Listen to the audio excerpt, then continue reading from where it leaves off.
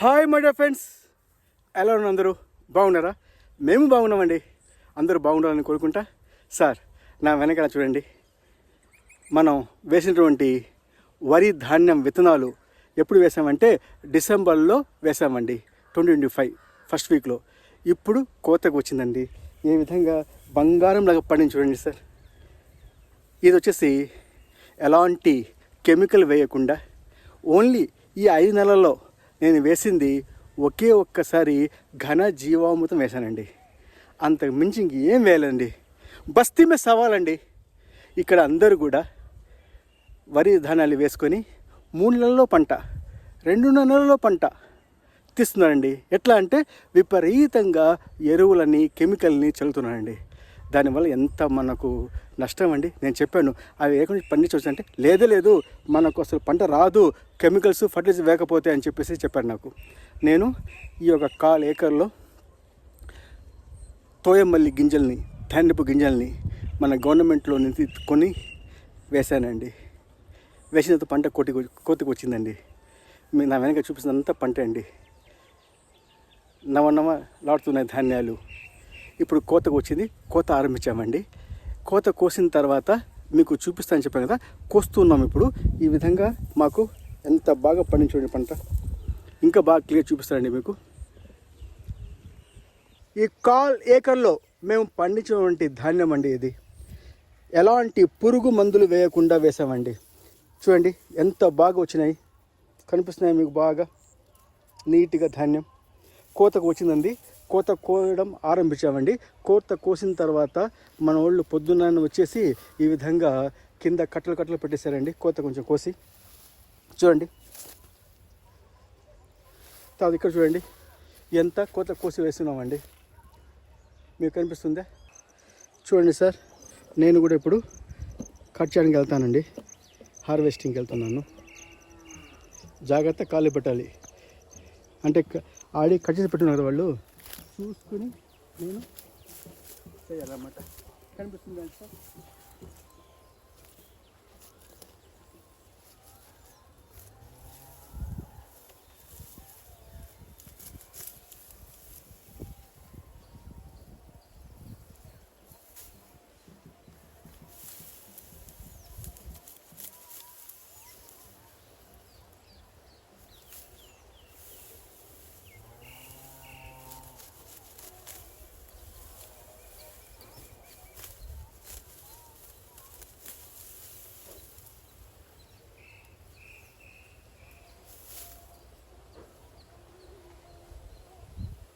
దీన్నే కష్టే ఫలి అంటాం.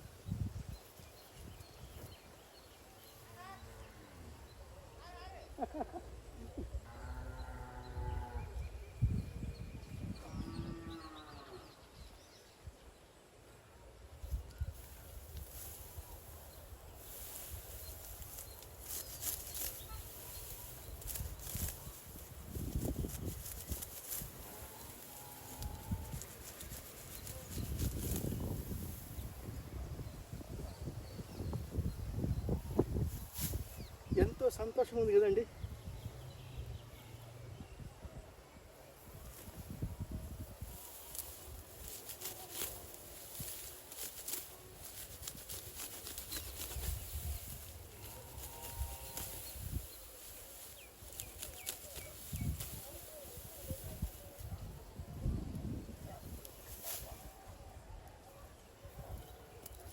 దీన్ని బాగా మళ్ళీ కట్టలు కట్టి తీసుకెళ్ళి వడ్ల కింద తీయాలండి.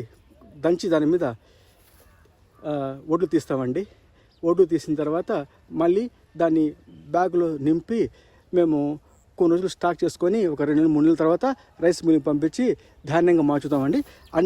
అంత ప్రాసెస్ని కూడా అన్ని స్టెప్ బై స్టెప్ ప్రాసెస్ చూపిస్తానండి. మీకు ఈ భూమి వేకంగా ఉన్నప్పుడు చూపించాను. తర్వాత మీకు మా పాత వీడియోలు చూస్తే ధాన్యం వేసే విధానం చూపించాను. ఆ తర్వాత ఈ విధంగా ఇప్పుడు కోతకు వచ్చింది 5 నెలల తర్వాత. అంటే 150 రోజులు 160 రోజుల దాకా పట్టిందండి మాకు ఈ కోత చేతి రావడానికి, ఈ పంట చేతి రావడానికి, కోతకు రావడానికి. ఎంత బాగా చూడండి, గోల్డ్ లాగా మెరుస్తున్నాయి ధాన్యాలు. గోల్డ్ కంటే ఎక్కువ కదండి, ఎందుకంటే గోల్డ్ని మనం తినలేము కదా. కానీ ఈ ధాన్యాన్ని బాగా మనం రైస్ మిల్లు ఆడించి రైస్గా చేసుకొని అన్నం వండుకొని తింటే ఎంత రుచిగా ఎంత ఆరోగ్యకరంగా ఉంటుందండి. ఈ కెమికల్స్ వేసి వేసి వేసి ఇక్కడ పక్కన ఊళ్ళో అందరూ కూడా కెమికల్సే అండి. నాకు చెప్పారు, ఏంరా పిచ్చోడా నువ్వు ధాన్యం వేస్తున్నావు, ఫర్టిలైజర్ వేయనంటున్నావు, నీ కోత రాదు పంటకి అన్నారండి. నేను చెప్పాను సర్లేండి సార్ చూద్దామని చెప్పేసి నేను వేశాను. ఈ యొక్క తోయమల్లి ఎంత బాగా పండించడండి. నేను చెప్పినట్లుగా ఒకే ఒకసారి ఘన జీవాంతం తప్పితే ఇంకేం వేయలేదండి. నేను ఎంత బాగా వచ్చింది, 6 అడుగుల దాకా వచ్చిందండి ఈ యొక్క హైటు దాదాపుగా. అంటే ఏంది, మిషన్ వాళ్ళని పిలిపించాను కోయడానికి. రా మిషన్ పెట్టి కోయారంటే నా వల్ల కాదు సార్, ఈ మిషన్లు పనికిరావు, అదేదో 2 అడుగులు 3 అడుగుల్లోనే మాకు ధాన్యం వస్తుంది, కెమికల్ వేసి పండించే పంటలు వాటికైతే మేము కోస్తాం, కానీ ఈ విధంగా దడిగా 6 అడుగులు 5 అడుగులు 6 అడుగులు పెరిగిన ధాన్యాన్ని మనం మిషన్ కోయలేమండి అన్నాడు. సరే నువ్వు పోరా అని చెప్పేసి నేను మనుషులను పెట్టేసి కింద నుంచి బాగా కోస్తున్నానండి. అంటే మనకు ఈ గడ్డి కూడా వస్తుంది రేపు. మనం మిషన్ కోస్తే గడ్డి రాదు సరిగా, కాబట్టి నాకు కింద నుంచి అంటే ఈ విధంగా ఇక్కడ చూడండి, చూపించండి, ఇక్కడ ఈ ప్లేస్లో కట్ చేయండి చెప్పాను కూడా. ఆ విధంగా కట్ చేస్తారు. కట్ చేసి చూడండి, ఇక్కడ ఉన్నట్టు కనిపిస్తున్నాయి ఎంత కింద కట్ చేసాం మేము. ఇంకా కట్ చేయమంటారు కిందకి, అప్పుడు మనకు గడ్డి కూడా వస్తుంది అండి. ఆ గడ్డిని మనం ఆహారంగా పెట్టుకోవచ్చు మన యొక్క పశు సంపదకి. లేదు అంటే దాన్ని మనం పూరిపాకల కింద ఒక కొట్టామంటే ఒక చిన్న పూరి గుడిసెలాగా వేసుకోవచ్చు. ఎంతో ఉపయోగకరంగా ఉంటుందండి. చూడండి ఎంత బాగుంది పంట. ఈ విధంగా కోసిన తర్వాత ఈ విధంగా మనం వేసాము. మళ్ళీ దీన్ని కట్టలు కట్టమండి. కట్టలు కట్టేసి ఇంకో చోట తీసుకెళ్ళి దాన్ని బాగా ఇదిలిస్తామండి. అప్పుడు మాకు ధాన్యం బయటకు వస్తుంది. అది చూపిస్తానండి మీకు నేను.